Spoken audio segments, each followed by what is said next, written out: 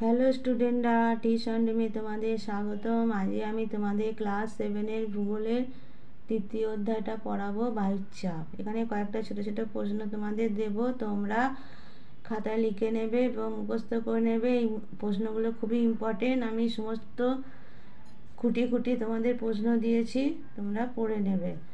চ্যানেলটা ভালো লাগলে প্লিজ একটা সাবস্ক্রাইব করে দেবে, একটা লাইক দিতে ভুলবে না, শেয়ার করে দেবে যাতে তোমাদের বন্ধুরা দেখার সুযোগ পায়। দেখো প্রশ্নে আসা যাক।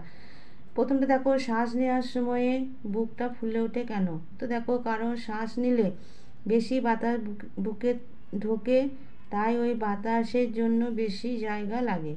এই ভিডিওটা তোমরা প্রথম থেকে শেষ পর্যন্ত দেখবে, মাঝখানে থেমে যাবে না বা স্কিপ করে করে দেখবে না, তাহলে ইম্পর্টেন্ট প্রশ্নগুলো মিস করে যাবে। তারপর দেখো, সাইকেলে টিউবে বা হাওয়া ভরার সময় হাওয়া বেশি হয়ে গেলে কি হবে?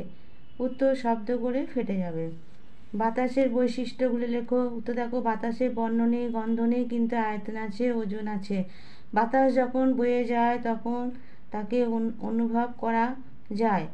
গাছের পাতা নড়ে, নৌকার পাল ওড়ে, ঝড়ের সময় গাছপালা ঘরবাড়ি ভেঙে যায়।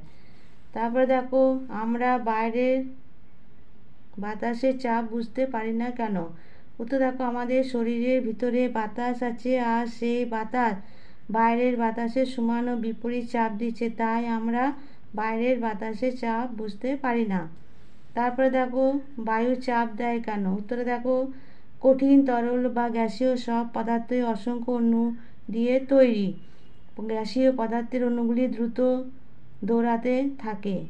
কোনো বস্তুর সঙ্গে বাতাসে উপস্থিত ওই অণুগুলির যখন ধাক্কা লাগে তখন তারা সেই তলে একটা বল প্রয়োগ করে।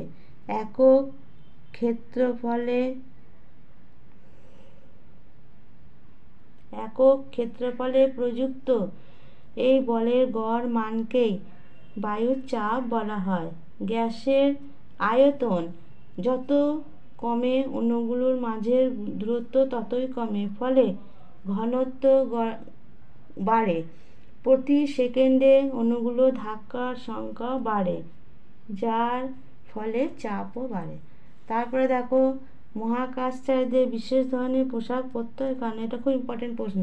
উত্তর দেখো, পৃথিবীর বাইরে মহাকাশে পূর্ণ বাতাস না থাকার দরুন মহাকাশচারীদের এক বিশেষ ধরনের পোশাক পরতে হয় যাতে বাতাস ভরা থাকে। এই পোশাকে বাতাস ভরা না থাকলে তাদের শরীরের ভিতরে থাকা বাতাসের চাপে শিরা ধমনী ফেটে যেতে পারে। তারপরে প্রশ্ন দেখো, বায়ুর চাপ কি সর্বত্র সমান? আলোচনা করো। না, বায়ুর চাপ সর্বত্র সমান নয়। পৃথিবী পৃষ্ঠে বা সমুদ্র সমতলে বায়ুর চাপ সব থেকে বেশি হয়, কারণ সমুদ্র সমতলে পৃথিবীর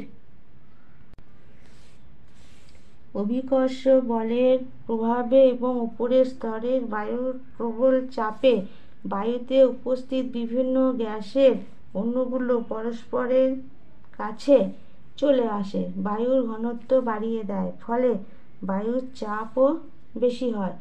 আবার উপরের স্তরের বায়ুর অণুগুলি পরস্পরের থেকে দূরে চলে যাওয়ার বায়ুর ঘনত্ব কমে যায়।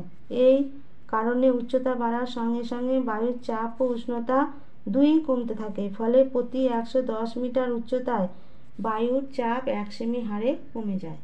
তারপরে দেখো, বায়ুর চাপ সর্বমুখী বলতে কি বোঝো? উত্তরটা তোমরা দেখে নাও। বায়ু কোনো বস্তুর উপর সব দিক থেকে চাপ দেয়, তাই বলা হয় বায়ুর চাপ সর্বমুখী। সমুদ্র সমতলে বায়ুর চাপ 76 সেমি পারস্তম্ভের চাপের সমান। বায়ুর চাপ মাপা হয় মিলিবার এককে। তারপরে দেখো, বায়ুর চাপ মাপার যন্ত্রের নাম কি? ব্যারোমিটার। প্রতি বর্গফুট বায়ুর চাপ কত? 1 টন পরিমাণ ওজনের সমান। তারপরে দেখো, পর্বতারোহীরা সঙ্গে অক্সিজেন নিয়ে যায় কেন? উত্তরে দেখো, এটা খুব ইম্পর্টেন্ট। পার্বত্য অঞ্চলে অথবা বেশি উচ্চতার বাতাসের পরিমাণ কমে যায় এবং বাতাসে অক্সিজেনের পরিমাণ কমে গিয়ে শ্বাস নিতে কষ্ট হয়। এই কারণে পর্বতারোহীরা সঙ্গে অক্সিজেন নিয়ে যায়। তারপরে দেখো গঙ্গা নদীর উৎস কি? উত্তরে দেখো গঙ্গা নদীর উৎস গোমুখ তুষার গুহা।